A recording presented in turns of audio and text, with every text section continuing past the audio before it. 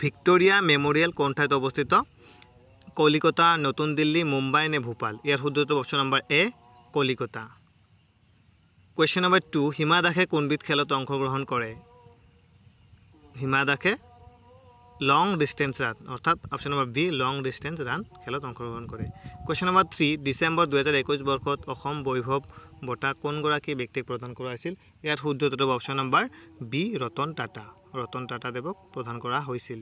question number 4 Narendra Modi ষ্টেডিয়ামখন কোন ঠাইত অৱস্থিত ইয়াৰ শুদ্ধ উত্তৰ অপশ্যন নম্বৰ ডি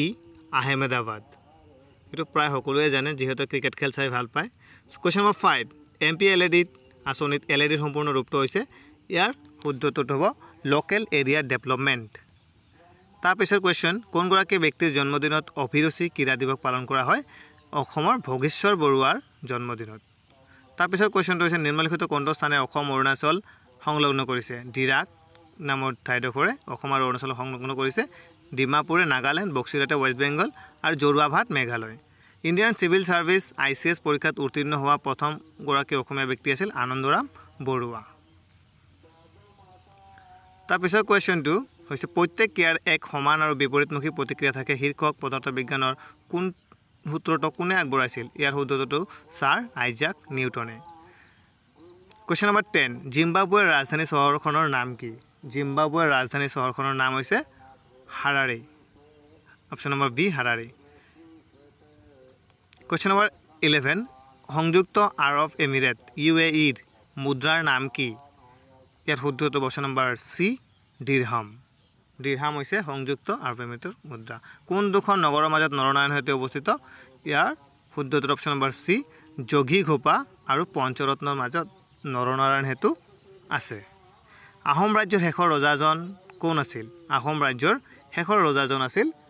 পুৰন্দৰ সিংহ অপশ্যন নম্বৰ ডি পুৰন্দৰ সিংহ কোৱেশ্চন নম্বৰ 14 লক্ষীনাথ বেজবৰুৱাৰ কবিতা ও মোৰ আপোনাৰ দেশ প্ৰথমে ক'ত প্ৰকাশিত হৈছিল অৰ্থাৎ কোনটো আলোচনীত প্ৰকাশিত হৈছিল বাঁহী আলোচনী অৰুণোদয় জোনবিৰি জোনাকী ইয়াৰ শুদ্ধ উত্তৰ অপশ্যন নম্বৰ এ বাঁহী আলোচনীত প্ৰকাশিত হৈছিল কোৱেশ্চন নম্বৰ 15 বেংকক কোনখন দেশৰ ৰাজধানী চহৰ দক্ষিণ কোৰিয়া ফিলিপাইন ইণ্ডোনেছিয়া নে থাইলেণ্ড ইয়াৰ শুদ্ধ উত্তৰটো হ'ব অপশ্যন নম্বৰ ডি থাইলেণ্ডৰ ৰাজধানী হৈছে বেংকক কোৱেশ্চন নম্বৰ 16 গোপীনাথ বৰদলৈৰ ঠিক পিছতে অসমৰ মুখ্যমন্ত্ৰী কোন হৈছিল গোপীনাথ বৰদলৈ আছিল অসমৰ প্ৰথমজন মুখ্যমন্ত্ৰী আৰু দ্বিতীয়গৰাকী মুখ্যমন্ত্ৰী আছিল অপশ্যন নম্বৰ সি বিষ্ণুৰাম মেধি কোৱেশ্চন নম্বৰ 17 অসমৰ সৰ্বপ্ৰথম চিকিৎসা মহাবিদ্যালয় কোন ঠাইত স্থাপিত হৈছিল অপশ্যন নম্বৰ এ যোৰহাট গুৱাহাটী শিলচৰ ডি ডিব্ৰুগড় ইয়াৰ শুদ্ধ উত্তৰটো হ'ব ডিব্ৰুগড় অপশ্যন নম্বৰ 18 নিম্নলিখিত কোনখন ঠাই নতুন দিল্লীৰ নিকটৱৰ্তী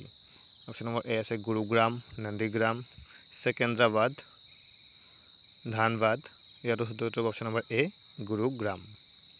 কোৱেশ্চন নম্বৰ 19 মাৰ্গাৰেট থেটচাৰ কোনখন দেশৰ প্ৰাক্তন প্ৰধানমন্ত্ৰী আছিল নিউজিলেণ্ড দুটা হৈছে ইজৰাইল নে ইংলেণ্ড ইয়াৰ শুদ্ধ উত্তৰ অপশ্যন নম্বৰ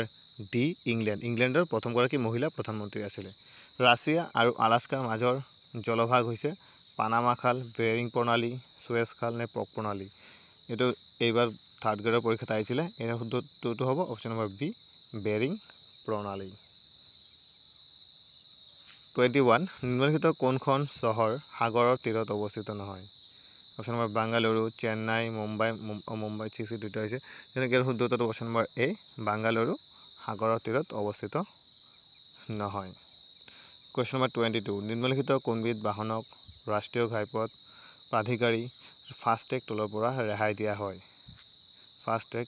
অৰ্থাৎ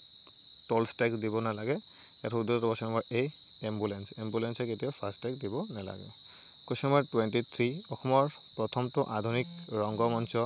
বান থিয়েটাৰ কোন ঠাইত অৱস্থিত বান থিয়েটাৰ ক'ত আছে গুৱাহাটী তেজপুৰ যোৰহাট নগাঁও ইয়াৰ শুদ্ধ উত্তৰ অপশ্যন নম্বৰ বি তেজপুৰ বান থিয়েটাৰ তেজপুৰত অৱস্থিত কোৱেশ্চন নম্বৰ 24 নিম্নলিখিত কোনখন দেশ দক্ষিণ আমেৰিকাৰ অন্তৰ্গত সোমালিয়া বলিভিয়া তাছমেনিয়া নে কম্বোডিয়া সোমালিয়া টু আফ্ৰিকান দেশ বি টু বলিভিয়া হৈছে সাউথ আমেৰিকান কান্ট্ৰি ভাৰতৰ স্বাধীনতা সংগ্ৰামৰ কোনটো আন্দোলনত কনকলতা বৰুৱা শ্বহীদ হৈছিল অসহযোগ আন্দোলন চিপাহী আন্দোলন ভাৰত ত্যাগ আন্দোলন নে আইন অমান্য আন্দোলন ইয়াৰ শুদ্ধ উত্তৰটো অপশ্যন নম্বৰ চি ভাৰত ত্যাগ আন্দোলনত কনকলতা বৰুৱা শ্বহীদ হৈছিল কুৱেশ্যন নম্বৰ 26 প্ৰথম ভাৰতীয় মহাকাশচাৰী কোন আছিল প্ৰথম কল্পনা চাওলা বিক্ৰম সাৰাভাই ৰাকেশ শৰ্মা জুৰি গাগাৰিন ইয়াৰ শুদ্ধ উত্তৰটো option number C Rakesh Sharma যদি কয় মহিলা প্ৰথম ভাৰতীয় মহাকাশচাৰী হ'ব কল্পনা চাওলা কুৱেশ্যন নম্বৰ 27 অসম ৰাজ্যিক সংগ্ৰহালয়খন ক'ত অৱস্থিত মাজুলী গুৱাহাটী নগাঁও কহৰা ইয়াৰ শুদ্ধ উত্তৰটো অপশ্যন নম্বৰ বি গুৱাহাটী দীঘলী পুখুৰীত আছে অসম ৰাজ্যিক সংগ্ৰহালয় কোনটো বৰ্ষত দূৰদৰ্শনে ভাৰতত ৰঙীন টেলিভিছন অনুষ্ঠান আৰম্ভ কৰিছিল অৰ্থাৎ ৰঙীন টিভিৰ দূৰদৰ্শন আৰম্ভ কৰিছিল ইয়াৰ শুদ্ধ উত্তৰটো অপশ্যন নম্বৰ ডি 1982 1982 চনৰ পৰা বয়িং কোম্পানীৰ প্ৰাথমিক উৎপাদন সামগ্ৰী কি বিমান বাহন ব্ৰেকফাষ্ট ব্যৱহাৰ হোৱা শস্য জোতা নে ঔষধ